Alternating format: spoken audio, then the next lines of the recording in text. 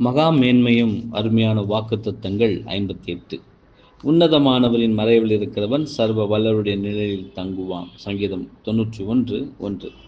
உன்னதமானவராகிய நேசமானவரின் இந்த மறைவிடமானது ஆசீர்வாதமான ஸ்லாகிக்குமாகிய ஜபத்தின் மூலமாகவும் அவருடைய வெளியேற பெற்ற வார்த்தைகள் மீதும் அவர் வாக்களித்துள்ள முன்னேற்படான பராமரிப்பின் மீதும் உள்ள விசுவாசத்தின் மூலமாகவும் தேவனோடு கொள்ளும் நெருக்கமான ஐக்கியம் மற்றும் உறவை குறிக்கின்றது.